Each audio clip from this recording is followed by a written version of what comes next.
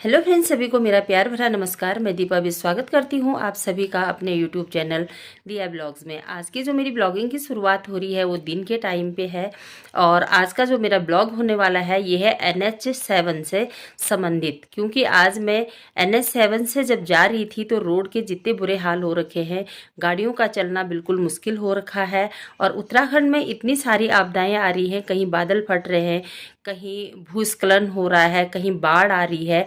तो कहीं ना कहीं ये जितना भी हमने विकास किया है यही हमारे लिए विनाश का कारण बन रहा है।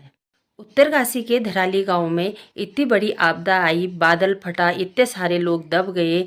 तो उन सभी लोगों को मैं अपने श्रद्धा सुमन अर्पित करती हूँ कि भगवान किसी के साथ ऐसा ना करे। और जिस तरह से वो वहाँ पे ज़िंदगी जी रहे थे, उन्हें पता भी नहीं था कि ऊपर से क्या होने वाला है। तो प्रकृति जब अपना रौद्र रूप लेती है तो उसके आगे किसी भी विज्ञान की नहीं चलती है। जो भी प्राकृतिक आपदाएं आती हैं उन आपदाओं के विषय में भूगर्भ शास्त्री क्या बोलते हैं, चलिए बताते हैं आपको ब्लॉग के माध्यम से। यह NH7 जो कि ऋषिकेश टू बद्रीनाथ मार्ग है और यहाँ पे भी हमेशा भूस्खलन होता रहता है, पहाड़ दरकते रहते हैं क्योंकि यहाँ अत्यधिक पहाड़ों से छेड़छाड़ कर रखी है और इसी छेड़छाड़ के कारण आवागमन में बहुत ज़्यादा असुविधा होती है। क्योंकि हर समय यहाँ पे भूस्खलन होता है, रोड साफ कर दी जाती है और फिर रोड को खोल दिया जाता है। उत्तराखंड में आपदाएं मुख्य रूप से भूगर्भीय अस्थिरता और जलवायु परिवर्तन के कारण आती हैं।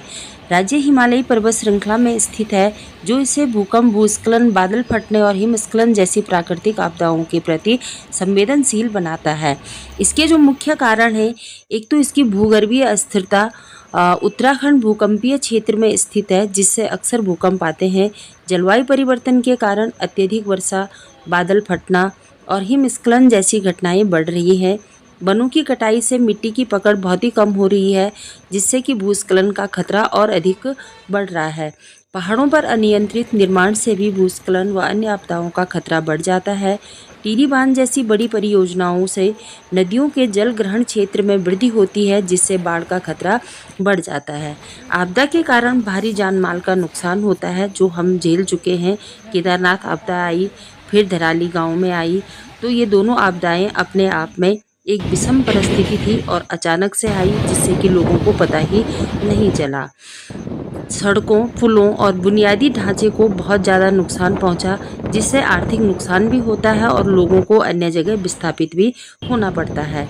आपदाओं से निपटने के लिए एक तो वनों की कटाई को रोकना चाहिए, पहाड़ों पर अनियंत्रित जो निर्माण हो रहे हैं उसको भी रोकना आवश्यक है।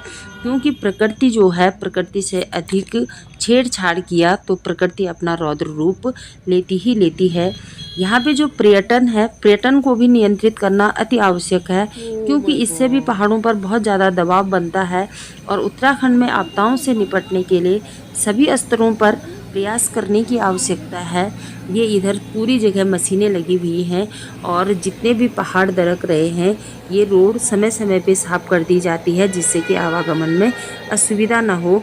लेकिन प्रकृति को हम कितना रोक सकते हैं, इसके आगे विज्ञान भी फेल है। और ये पहाड़ आप देख रहे होंगे कि ये हमेशा दरकता है और यहाँ पे हमेशा ही काम चलता रहता है। जो यहाँ पे वर्कर हैं वो भी अपनी जान को हथेली में रखकर काम करते हैं और अत्यधिक छेड़छाड़ से जो है ये घाटियाँ अपने आप ही दरकना शुरू कर देती हैं। क्योंकि जो पेड़ों की कटाई हुई है इनसे कहीं ना कहीं मिट्टी में जो इनकी पकड़ थी वो कमज़ोर होती गई और ये जो है फिर भूस्खलन का बहुत बड़ा कारण बने हैं। और ये हाल आप देख सकते हैं, ये है NH7 का और ये पूरे यहाँ बहुत ज़्यादा मलबा आ चुका है अभी रोड में।